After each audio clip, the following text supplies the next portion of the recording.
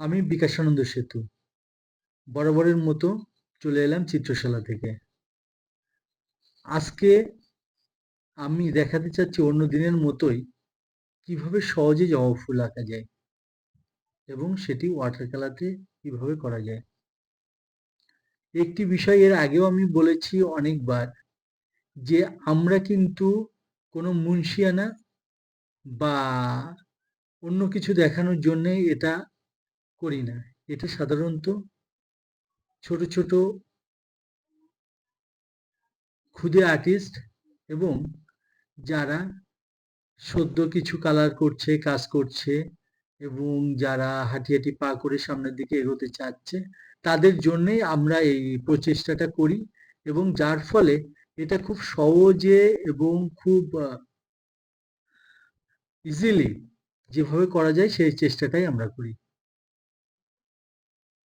তো সেটার জন্যেই আমরা আজকে আপনাদের দেখাতে চাচ্ছি কিভাবে ওয়াটার কালারে জবা ফুলটি খুব সুন্দর করে করা যায়। এখানে লাইটের কারণে বা টেকনিক্যাল কারণে অনেক সময় এক্সাক্ট কালারটা আমরা দেখাতে পারি না, বাট যতটুকু কাছাকাছি করা যায় আমরা সেটা নিয়ে এখানে কাজ করছি।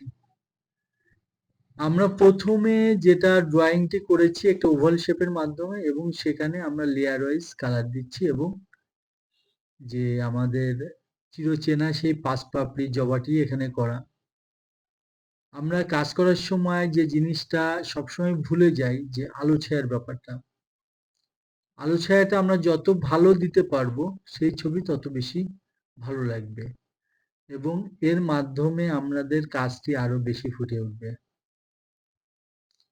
আমরা ওয়াটার কালার করার সময় সাধারণত যেটি দরকার সেটি হলো আমাদের কালারের রিলেশন, অর্থাৎ প্রথম থেকে শেষ পর্যন্ত যে কালারগুলো দিচ্ছি আমরা সেগুলো রিলেশন রেখে যদি দিতে পারি তাহলে সেই কালারের স্পষ্টতা অনেক বেশি থাকে।